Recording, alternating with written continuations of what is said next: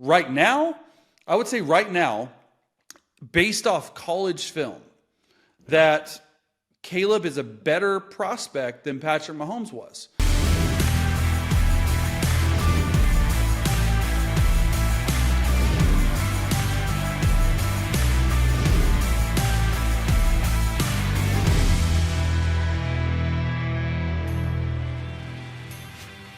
What's up, everybody? Welcome into another edition of Chasing It on the 33rd team. Trey Wingo here with longtime NFL quarterback Chase Daniel. And Chase, we got to start with quarterbacks. It was the news that finally broke over the weekend. The Chicago Bears trading Justin Fields to the Pittsburgh Steelers for a conditional 6th-round pick. But let's be honest, it's a 6th-round pick because it's a 6th-round pick. Because the only way it becomes a 4th-round pick is if Justin Fields plays 51% of the snaps. And unless there's a massive injury to Russell Wilson, that ain't happening. Before I get into a couple of things that I think need to be cleared up by people who are bending themselves into human Gumbies over this Justin Field thing in the most ridiculous manner possible, trying to come up with these vastly wild scenarios when it's really pretty fucking simple, I want to get your take on what you felt about the trade. I was a little, honestly, indifferent because I knew it was going to happen, but at the point where they were in the off season, I was like, it probably won't happen soon. So I was literally caught off guard when it went down a couple days ago. And my wife was like, dude, because she knows I cover Justin Fields a lot. I'm a big fan. We talk about him a lot. She's like, did Justin just get traded? I said, there's no way. Look online, Ian Rappaport and Adam Schefter had it. And I was like, holy hell. And then I saw for a 6th-round pick, and just a huge head scratcher for me, right? Like you said it, conditional, it could turn into a 4th. If 51% of the snaps or more, I don't see that happening. Russell's a pretty healthy quarterback. Doesn't get injured a lot. He had that thumb issue a couple years back. But it's just interesting to me because it wasn't even on my radar because, as you know, the QB carousel goes round and round and round. There's 20 quarterbacks this year, 20 that have switched teams. Let's talk about backups. Let's talk about starters. Let's talk about everyone. And when I started putting words to a microphone, I couldn't really get to it because I just don't quite understand why they decided to trade Justin now. Because it was an all-time low value of trade compensation. And I go back to the point, Trey, and we talk about it here all the time. Look, I understand that the Chicago Bears have a really poor history in terms of developing quarterbacks.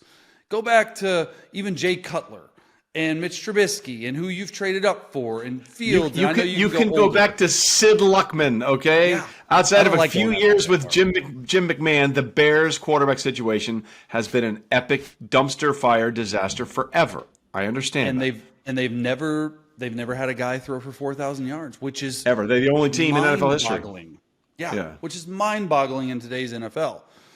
And so I understand that, but why do you trade away? And this isn't just quarterbacks, but why do teams just give away good football players? Like, you're just giving away a good football player. I don't care who you're drafting. Probably going to end up talking Caleb Williams here in a second. Probably going to be the guy, Jayden Daniels, in my opinion, but it's probably going to be Caleb. But you have Tyson Bagent and Brett Rippon, who I like. I think he's a good dude. I think he's a good locker room guy. But those are your two guys. And I went on ESPN.com to see if they had actually updated the depth chart because I thought it'd be hilarious with all the offseason moves that the Chicago Bears had. Sure enough, Tyson Bagent, number 1, he's a starter. Brett Rippon, number 2. Yeah, you're going to draft a guy. But my whole point, and it's an overlying theme of free agency, I get it. You're trying to get as much money as possible. But all these trades, you're traded away a top 20 quarterback in the entire world for peanuts.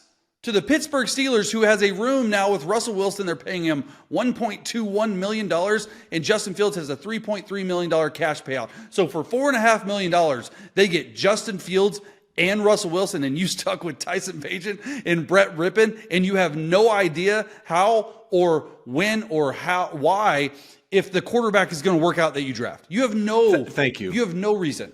You don't know. You don't know. Thank you. There's a couple of things we need to address right away. Okay. One of the prevailing things that's been everywhere is, well, the Bears wanted to do right by Justin, and they gave him a great opportunity to maybe get a long-term situation settled in Pittsburgh. And on one level, I think that's great. And I applaud the Bears for thinking that way. It's also the dumbest possible way for them to think. Let me explain.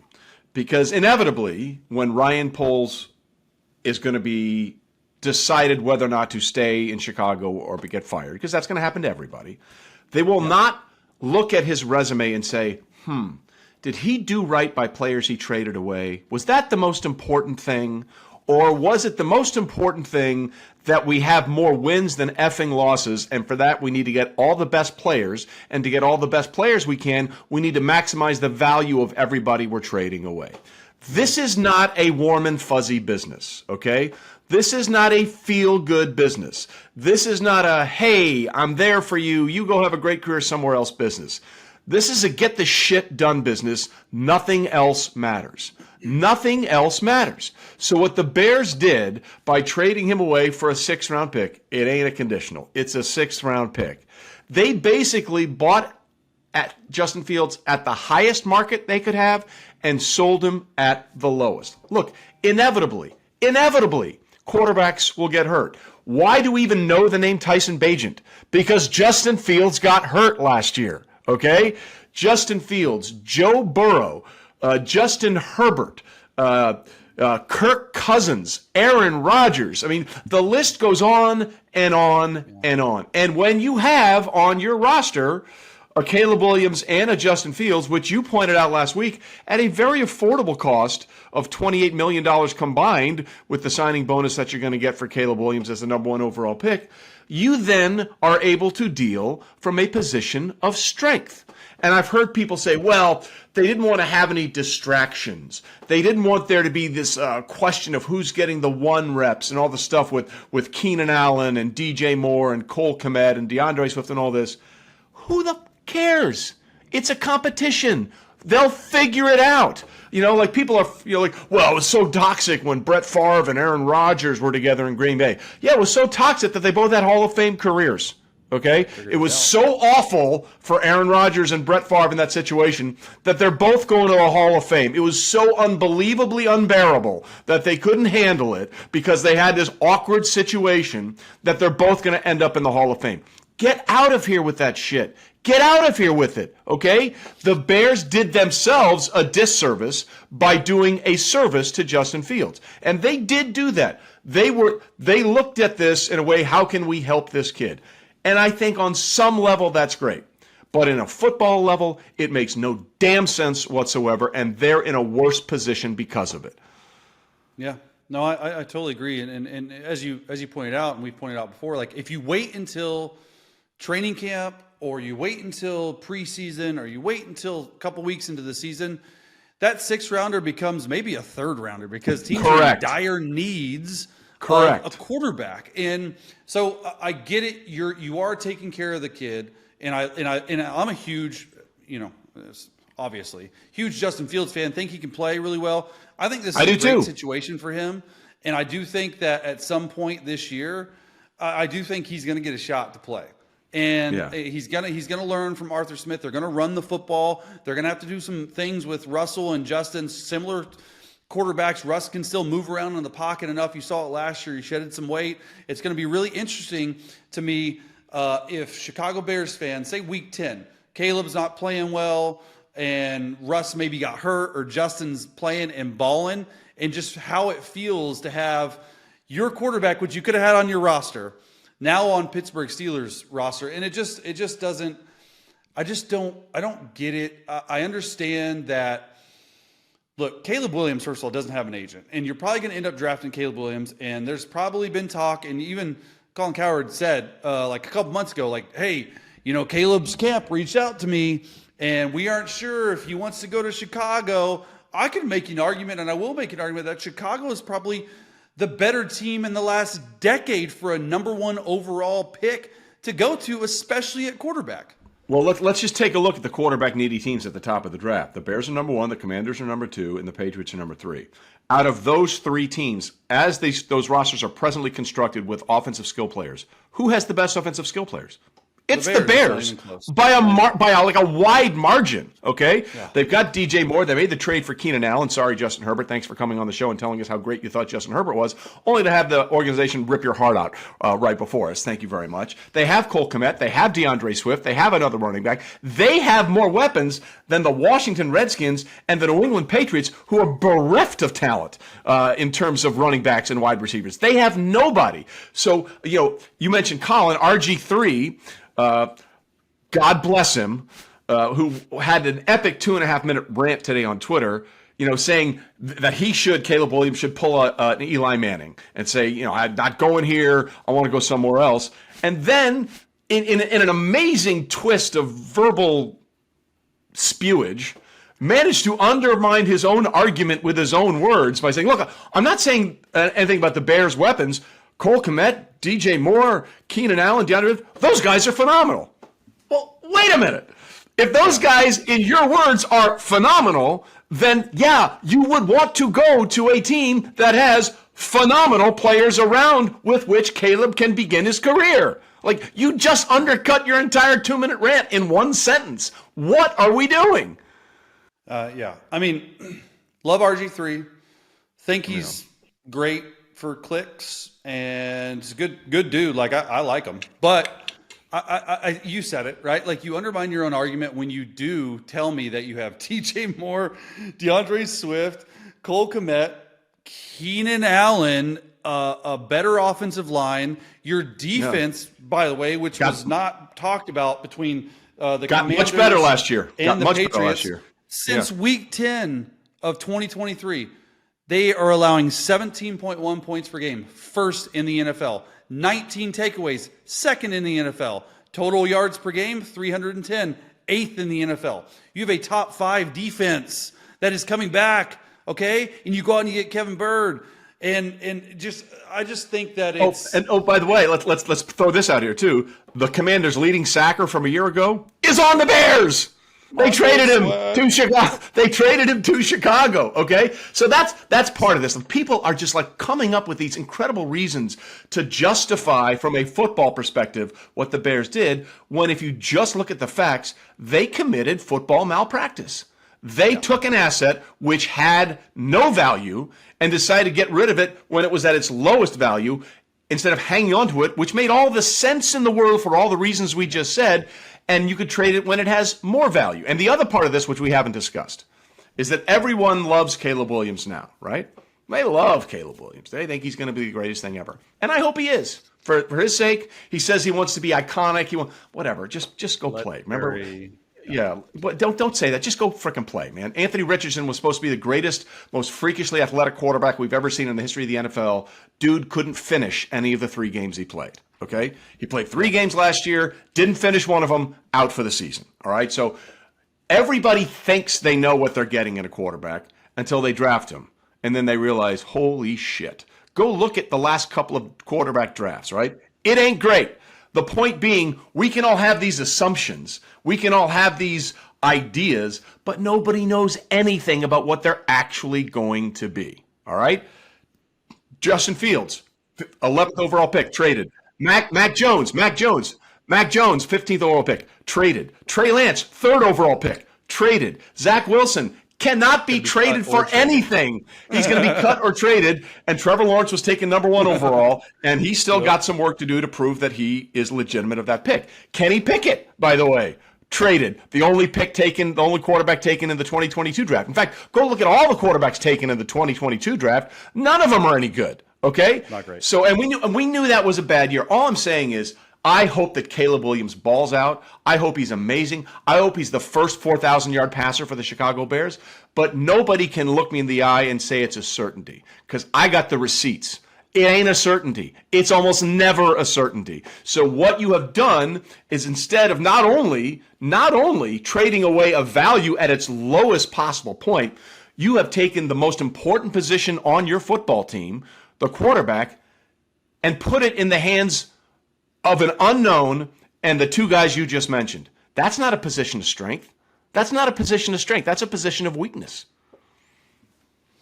Yeah, dude. I don't know. I just think the whole thing, and it's talking season in the NFL. Yeah. And so people have to come up with, I don't necessarily say narratives, but people have to come up with things to say for clicks, because clicks are down. And like, I just want you to get back, and the fans out there that are watching, just get back to what really matters, and that's game film, okay, of these guys. And not all, hey, there's some Twitter troll thinks I think this is the guy, or I think this is the guy, and it gets 1 million impressions, and it influences people. Let's be real. These people running drafts, and these GMs and these owners and these scouts, area scouts, coaches, they do this for a living, and they still mess up NFL quarterback drafts. Like, as you just said, it is no shoo-in that Caleb is going to be the guy. And you're betting on it. You're betting your franchise on it. You're betting your jobs on it if you're Ryan Poles and Eber. Like, all those guys, right? I get it. But at the end of the day, it's just a little bit of a contentious point with people who know football and just are sick and tired of the talk. So I'm glad we got a chance in these 18 minutes of this start of the show to just talk about our feelings, because that's what we do on this show. We talk about our feelings. Well, I mean, and Kenny Pickett, for example, right? Everyone, when Kenny Pickett was taken by the Steelers, the only quarterback taken in the first round of the 2022 draft, I remember draft night people saying, well, if any, small hands Pickett, all that kind of stuff. If anyone knows Pickett better, it's got to be the Steelers, right? Because he plays in their city, he plays in their backyard, he plays at that stadium. That's where Pittsburgh plays their games. So if anybody knows the best about Kenny Pickett, it's got to be the Steelers, right? And they knew so much about him that they traded him away after 2 seasons. Okay, and Kenny, here's the other thing for you: be careful what you ask for, because you just might get it. He was upset that he wasn't going to be able to compete for the job with Russell Wilson. So then he said that he wanted to trade. Fine. You could have stayed in Pittsburgh, where Russell was on a 1-year contract, and who knows if you ball out, whatever. There's all kinds of possibilities. Where's Kenny Pickett now? Where is he? He's in Philadelphia. Behind who? A quarterback that they already committed $255 million in contract to. Okay? So you went from a situation where you were upset with a quarterback that came in with a 1-year deal at a minimum of $1 million or whatever it is, right? And now you're sitting behind a $250 million franchise quarterback, and unless things go incredibly awful for a very talented team in Philadelphia that is reloaded again, you're never seeing the field. So, well, and that offense will be much better with Kellen Moore too. So they're going to be really good. And you're not going to see the field. My thing is, like, the whole point on Kenny, sure, he's a great dude, but the reports are that Tomlin called him that they were trading for Russell Wilson, or they were going to sign Russell Wilson. Right. He was cool with it. Tomlin calls him back the next day, talks about it, talks it over. You sure you're cool? He's already here. Like, it is what it is. Russell's going to get the first stab in OTAs at the ones. Mm-hmm. And so Kenny got upset that he wasn't going to be the guy to get the 1 snaps of. You're talking about OTAs here? Yeah. And then also the reports, these are reports, came out that the team was a little bit pissed off at him, that he didn't want to dress as the third emergency quarterback late in the season after coming back from an ankle injury, and let Mason Rudolph really make himself $4 million now with the Titans on that 4 or 5 game stretch that he had played awesome. And so that's another point too. If you're Omar Khan, you knew, or you probably didn't know, because I feel like the Steelers have done a complete about face, completely demolished the quarterback room. Now you got Russ, now you got Justin, which I think, honestly, if you're talking about that, like Justin, it's a good deal for Justin because Russ is only on a 1-year deal. right? So I don't know what's going to happen. You got till May to pick up the 5th-year option. It's a pretty good deal. I don't know what's going to happen. But if you knew you were blowing up the quarterback room, like, why wouldn't you keep Mason Rudolph a little bit closer? I don't understand, because you let him walk for $3.8 million. Like, he'd be a perfect third to come in and just understand. So this whole thing is so interesting to me. And it really started, this whole domino started with Kirk Cousins, obviously, right, leaving. And then the next thing to go was Russell Wilson, which we knew Russell Wilson was going to sign for the league minimum and stick it to the Broncos for how they handled this situation last year. And now, somehow, some way, the Steelers have gotten way better at the quarterback room, which has been their issue since Big Ben has retired. So it's going to be a great time and great season to watch the Pittsburgh Steelers. They just got to get another weapon. Probably going to draft a receiver, in my opinion, in this draft. But yeah, just crazy. The QB carousel is crazy. Nothing sums up more of what a crapshoot the draft is than this. We talked about RG3 earlier, right? In 2012, he was the 2nd overall pick of the draft. RG3 has been out of the league for several years now. Several years he's been out of the league. The 4th round selection in 2012 by the same team that drafted RG3 was Kirk Cousins. Kirk Cousins is now the poster child for how to make money and have a very, very long NFL career. And I don't bring this up as a shot to RG3. All I'm saying is the 2nd overall pick, out of the league and been that way for a while. The 4th round pick at quarterback by the same team is going strong and looks like he's not stopping anytime soon. Nobody knows anything. Perfectly hit on the 2021 and the 2022 quarterback draft. The 2022 quarterback draft might go down as one of the worst of all time. However, the one guy standing that looks like the best quarterback in the entire draft class, Brock Purdy, Mr. Irrelevant. We know Mr. Irrelevant. Exactly. Thank you. I'm glad you put that on there because it makes it even better. It's a whole shooting guess match. That's all it is. Okay. Yes. So now let's do some guessing. Listen, we got the 3013 mock draft that's out now, and these are the projected landing spots for these quarterbacks. So let's start with where we started the show for 23 minutes. Caleb Williams, number 1 in Chicago. I'm sorry, like Bears forever history aside, I think he's getting into a good spot here because of the things we talked about.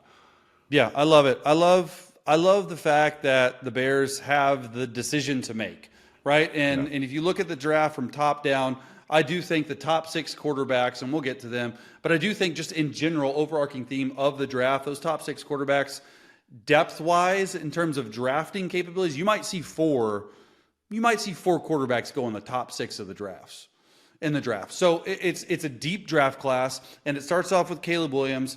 Like, obviously everyone knows about the arm, the accuracy. I was just watching some more film. I just watched his, I like to watch prospects' worst games, and I like to watch prospects' best games. Well, Caleb Williams' worst game was easily the Notre Dame game. He threw 3 interceptions. I think he threw 5 all year long.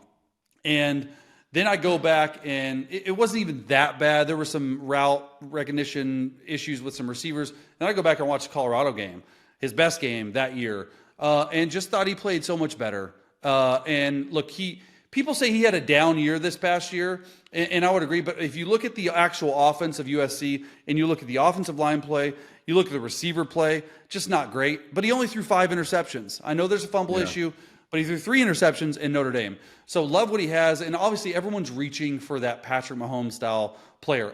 And I would say that right now,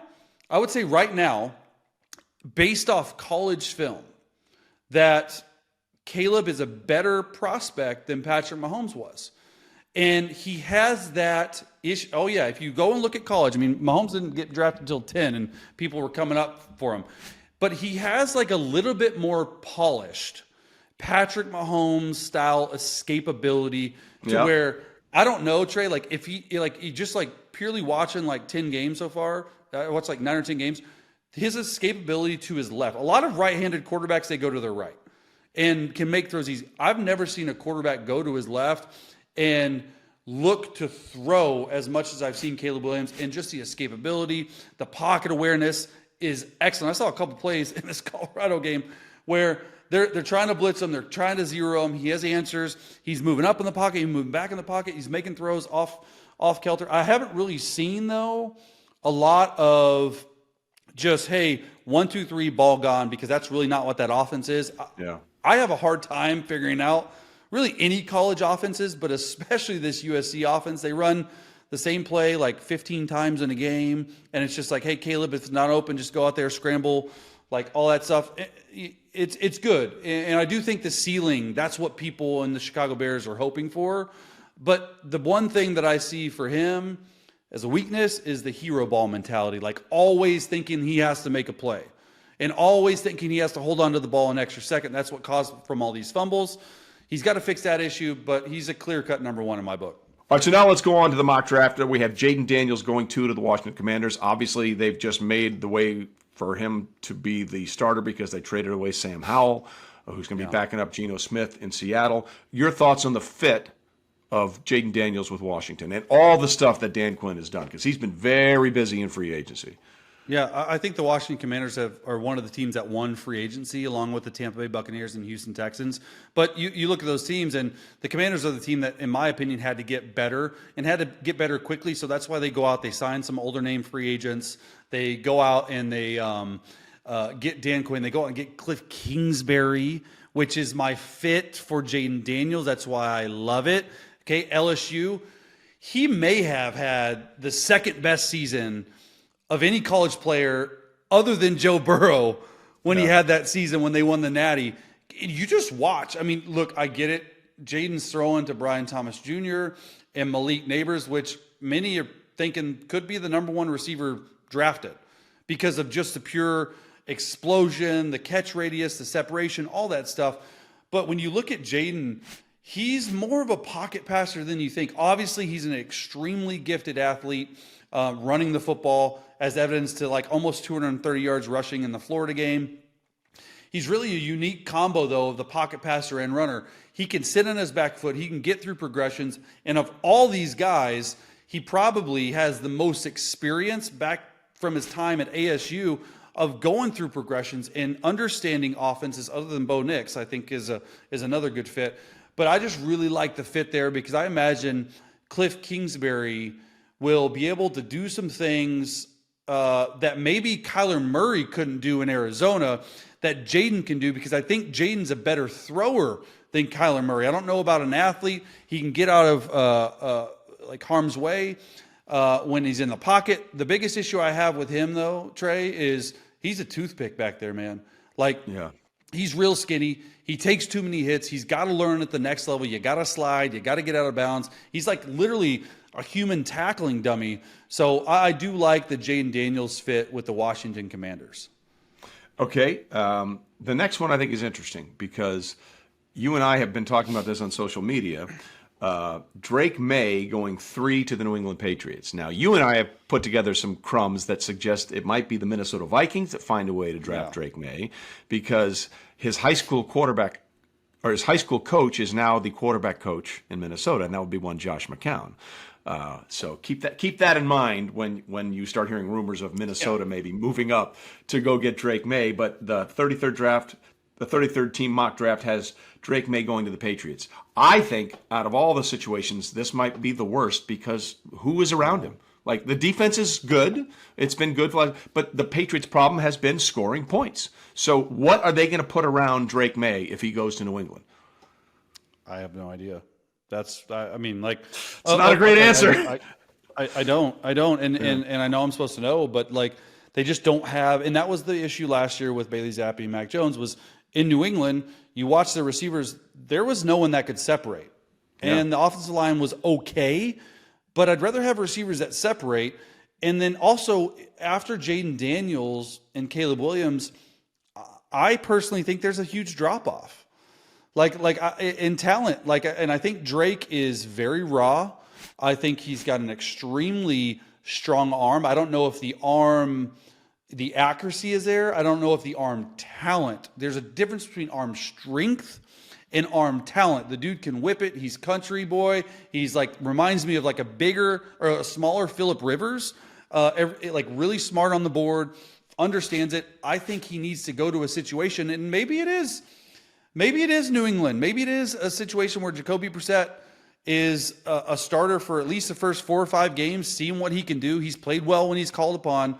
And if you do draft a Drake Maye, you're just going to sit and learn, because I really, really think that is something that this kid needs. He's got all the tools, but once again, you go and you watch the UNC offense, and I literally just watched the Miami game that they had, and that was his best game. He completed 53.5% of his passes. Just not a lot of completions, not a lot of answers for cover zero in that game. Throws a really good deep ball, has the arm strength to get it out there. But I just think there's stuff to be left out there with Drake. I think he can grow into a really good player. I think the Jordan Love plan of attack for him would be better. Even if he were to go up, and even if the Minnesota Vikings were able to get to 3, which I don't think they have the ammo to, you have Sam Darnold there. Maybe he sits behind a Sam Darnold. Maybe he sits behind a Jacoby Brissett. I personally don't think he's ready to start right away in the NFL. Here's the deal, though, and if you're a Patriot fan, you hate this, because we just went through this with Mac Jones and Bailey Zappi, and we got the 3rd overall pick, and we're drafting a guy that needs to be developed at 3. At 3, no Patriot fan wants to hear that. They don't want to hear that. Yep. All right, the next guy in the coaching carousel in the mock draft for the 33rd team is J.J. McCarthy, 5 to the Vikings in a trade. Do you like J.J. McCarthy there? Or well, obviously, we think it could be Drake Maye potentially in Minnesota because of the things we talked about. Yeah. But what do you like about J.J. With the Vikings besides the fact that there's another J.J. there? Well, you said it. Wait, you too. I mean, that's true. It's true, though. Like, there's another J.J. there. He's going to get paid. Jordan Addison. The biggest thing for me is whoever goes to Minnesota, because Minnesota, they are, make no doubt about it, they are going to move up. They are going to trade up for one of their guys, whoever they think is going to be there. And it's Kevin O'Connell, man. And it's Josh McCown. And what that offense can do, and I'm very familiar with that offense. It's sort of West Coast. It's sort of not. It's sort of like do what our quarterback does best. You surround him with weapons. He's in a very stable team. He's in a very stable locker room. That defense has gotten better. That, other than the Bears, might be my favorite fit for a quarterback to go in and have success early. And I think with JJ, he's very inexperienced. But I do think the reason he's climbing up draft boards and he's getting talked about the most is because I do think his ceiling might be a little higher than Drake Maye. I really do. I've watched some of his films. He runs probably, of all the 3 guys at the top that we just talked about, the most pro-ready offense. That makes a big difference. That makes a difference from terms of actually huddling. You actually have to huddle, and you actually have to call plays, and you actually have to call cadence. The first 3 are claps. Like, it's just, that's how it is. That makes a difference. That makes the step to the league a little bit easier. I just, look, and people are out there, like, don't. Oh, people are out there. Threw the ball. People are out there. He only threw the ball like 60 times on 3rd down last year. And so that's ranked like in the bottom half of all FBS schools, all 135 FBS schools. They didn't ask him to do a lot in that offense. So I'm going to be interested to see where he goes with fit, where he goes with the coaching staff. That's going to make a big difference to me. Yeah. Now, the other things, those are the only 4 taken in the mock draft in the first round. Both Michael Penix and Bo Nix not expected to be a first-round selection in the mock draft we put up. Do you think either one of those guys could break into the first round? I think both of them can. So you see really 6. Do you see 6? I could see 6. I could see 6. Like, I love Bo Nix. Like, I'm watching this Oregon film, and I'm like, yeah, this Oregon film is electric. Like, I was bored watching Drake Maye's UNC film because he had no weapons. I'm watching Bo Nix go out there, 5-year starter, the most experienced of them all. Yes, 30% of his passes were at or behind the line of scrimmage. I understand that. But I'm out there watching him, and I love his moxie. I love his leadership skills. He's got an arm to make all NFL throws from hash to sideline, opposite field. These post throws, they're getting up and down. He's making more difficult throws within the pocket, more of a pocket guy, but can create with the athleticism. I'm sitting him and watching him, and I'm saying, wow, I ran this play in the NFL red zone in 2022. Next play, oh my gosh, I ran this sort of play in Saints. It's a very electric offense and very, it's got some NFL concepts, some college concepts. he's probably, of all the 5, 6 guys we've talked about, is a guy that has matured the most as a quarterback. So I think teams worry about the ceiling. Has he already hit it? Is there still more of a growth? But I do think, as you know, Trey, like you look at next year's draft, there's 1, maybe 2 guys. That's it. Like the top 6 here are better than those 2. So why not take a flyer on them, make them sit early? Teams are always wanting to stockpile quarterbacks. Never know how to handle and play out. Yeah, boy, 6 would be something. That would be. I think 4 are going to go in the first 6, though. Yeah, that's going to make the draft very interesting, I think. And boy, the numbers should be good because when you have a lot of quarterbacks in play, that's what dictates a draft. That's what dictates a draft being watched well. All right.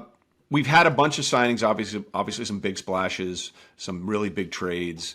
The Chiefs addressed their wide receiver issue with Hollywood Brown, which I thought was a perfect fit for them. Do you think they get another free agent wide receiver, or do you think they'll go for the draft? Well, listen, they're either going to draft 2, at least 2. They're going to draft 1 for sure because it's a really rich wide receiver draft. But do you think they'll go after another wide receiver somewhere? I mean, look, Mike Williams to me makes a lot of sense. You already got a speed guy in Hollywood Brown. Go out there, Mike Williams, the injury bug. I get it, but he's that veteran guy. Like, I understand Hollywood's been around, and I know they like speed. I would love to see him go get a Mike Williams. I don't think that's going to happen. I think they're probably going to draft at 32. They're going to draft a guy. Like you said, I mean, there could be 6 receivers go in the first round, and both those Texas guys are who I have my eye on, Adonai Mitchell and Xavier Worthy. And I do think even before, here's what I know.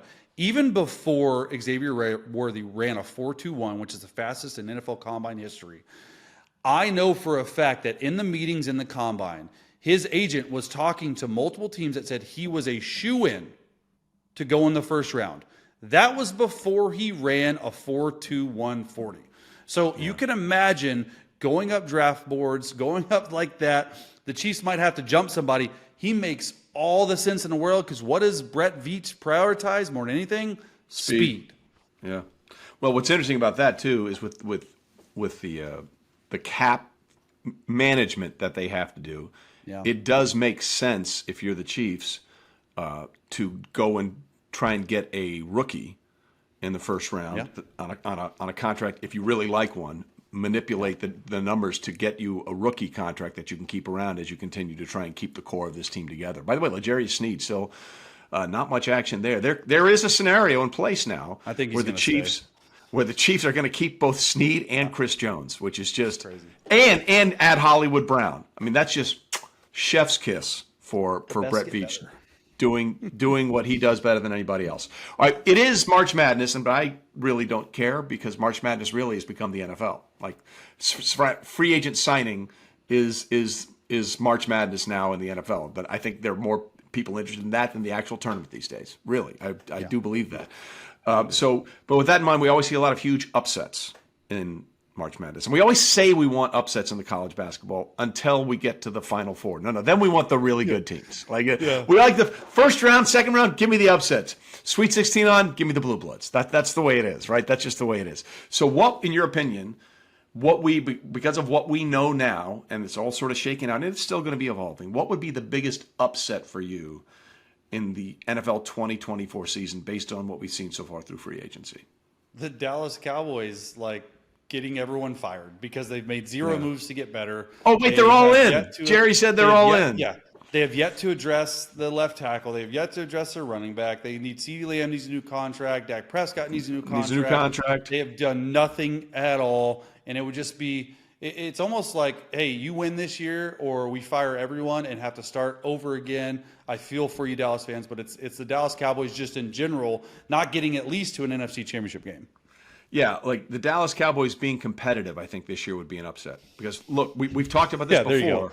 I mean, nobody repeats in this division, okay? I think it's been 18 straight seasons since a team repeated, and it took an epic collapse by the Philadelphia Eagles and a decent stand by the Cowboys late in the season for that to flip. But it did flip. Nobody repeats in this division. Since the Eagles did it 4 years in a row from 1999 to the early 2000s, nobody repeats. So they have that going against them. And as you said, they have endured loss after loss after loss, and they brought back absolutely nothing. Howie Roseman has done an amazing job again in Philadelphia. I think the Cowboys being competitive in 2024 would be one of the biggest upsets by a mile. By a mile. I agree. So, once again, we've solved all the NFL's problems. It's very simple. It's just two guys in hats talking about the make it easy. So we'll do this again next week, and maybe we'll have another 17-minute segment on Justin Fields. Who knows? We'll see what happens. All right, brother. Talk to you soon.